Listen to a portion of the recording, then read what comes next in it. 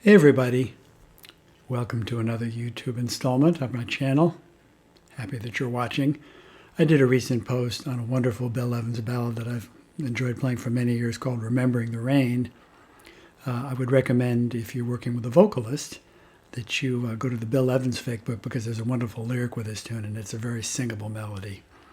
I'd also highly recommend the Bill Evans arrangement that Sid Jacobs had done in his Bill Evans guitar book with Hal Leonard, because Sid was able to take many of Bill's actual voicings and translate them into the guitar. So there's a quick plug for my friend Sid. So I thought I might break down my arrangement of this tune. I'm using Bill's melody and harmony, but my voicings. And because it's a little bit difficult to talk and play at the same time, it compromises the audio quality. I think what I'll do is just play short segments or sections of the tune and then break them down for you. So the opening phrase of the melody is kind of an unusual cadence. Normally a 5 chord would obviously be dominant, and in this case in Bill's tune, the 5 is minor. So the opening cadence is simply A major, E minor. Here's what it sounds like with the melody.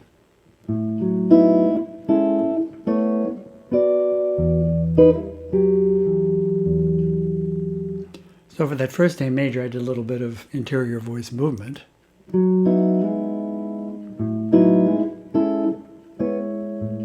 Those voicings are a bit unusual. I've got the 6, the flat 5, the 9, and the 5 on top. There's a version of A major that's a little different than perhaps the one you're used to hearing. Here's a more conventional A major shape. And because the melody is an A natural on top, I'm putting the 7 in the bass. So that's 7, 3, 5, and tonic. Here's an A major with the tonic, major 7, 5, 9, and 3 on top. And for my E minor, I'm playing an E minor 9. Sorry, I meant to have this on top, the D on top. And I'm thinking this is an E melodic minor with a major 7. And there's my next E minor that has both the 9 and the minor 3rd on top for the melody. So that opening phrase again.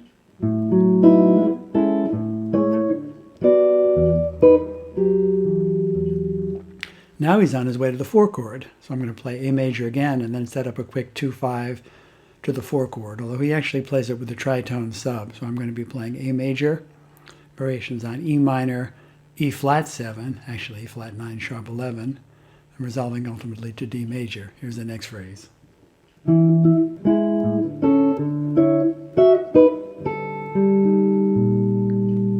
So I played an A major. Sorry, I'm going to do that again. Here we go. So it should be, let me try that again. Here we go. So there's an A major 9. It could be either dominant or major. Let me try that one more time. Here we go. Here's an E minor 9. E minor major. Here's my E flat. So I have the 5, major 3rd, tonic, sharp 11 on top. The next phrase is D major. These are all double stops.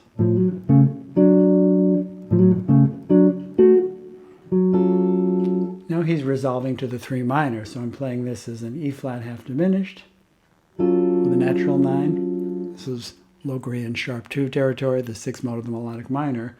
So this actually looks like an F sharp melodic minor chord, but I'm thinking of it as E half diminished. I'm playing an A flat 7, so I've got the flat 7, flat 9 tonic in the bass, so this is a D flat, actually, and harmonically if we're an A major this would be a C sharp melodic minor. This is a Ted Green chord I like. It's minor major 6, 9. This has the minor 3rd, the 6, major 7, 9, and 5 on top. Looks like an A flat triad with an E and a B flat. So we're going from the D major double stops.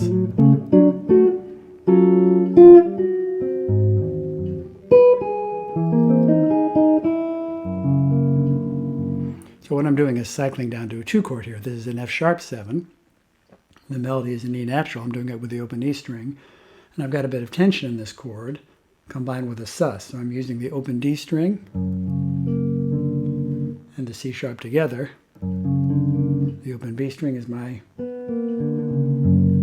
sus, and the E is on top. So the voicing is a bit tricky with the open string. You have to finesse it and make sure that it's balanced with the fretted notes.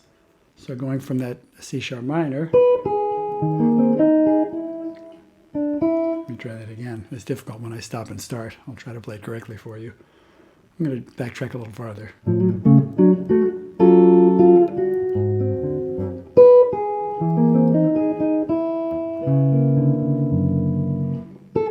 playing that same minor major 6-9, but now I'm playing it as a B. This is resolving to the 2 chord.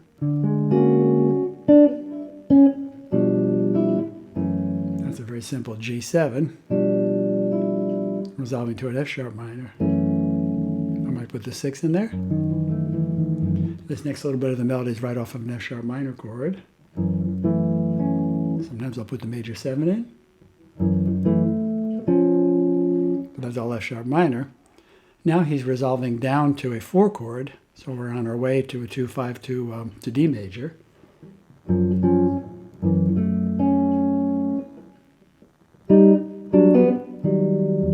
There it is. So I'm using that with open strings. That's actually F sharp minor to E minor, and this is setting up a resolution to the 4.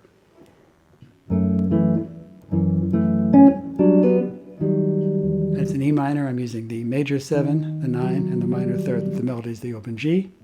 Again, here it is from the F sharp minor.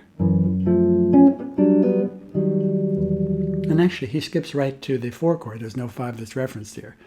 This is, he's stepping outside the A major scale here briefly. He's playing D major, C major. So strictly speaking, obviously, C major is not contained in the A major scale. Here's what that phrase sounds like again from the F sharp minor.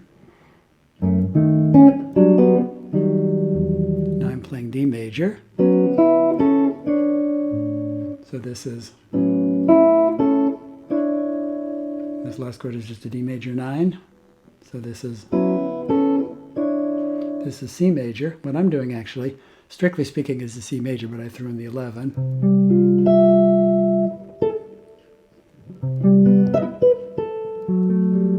Sorry about the stopping and starting. I usually play it in context. It's a little difficult to break up the individual phrases. So that phrase again from the D major to the C major.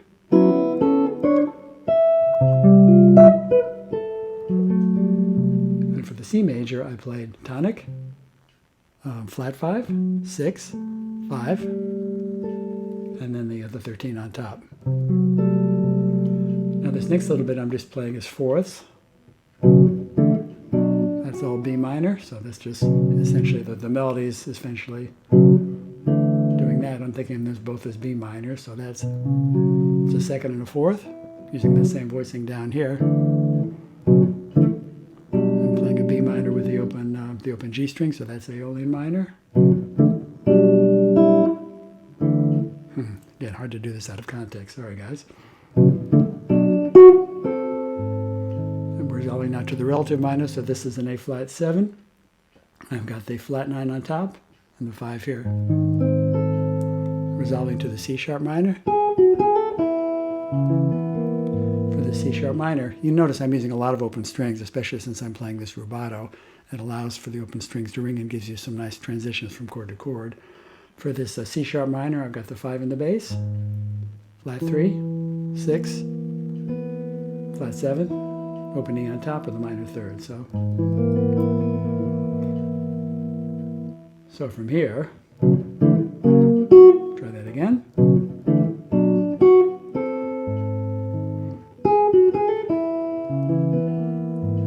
Now I'm resolving to the 4 chord, so I'm going to play an A flat 13. This is D major, I'm just playing the 3rd and the 5. This is D minor or G7. So from here,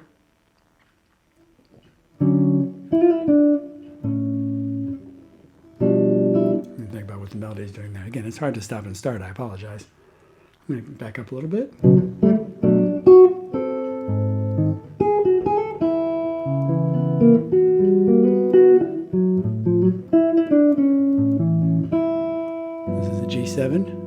just the melody is on top, and I'm thinking of that as a resolving to the relative minor. So this could be the tritone.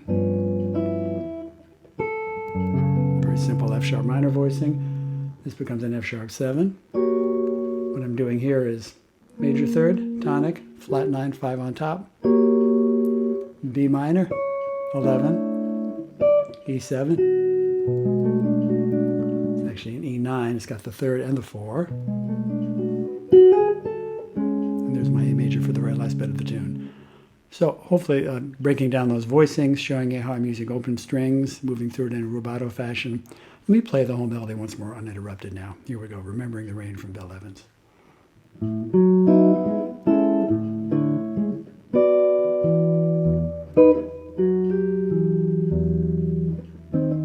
One more time. Oh dear, I'm missing that chord. Let's try that once more. You can see we're all human, aren't we? Let me see if I can do that a little better for you.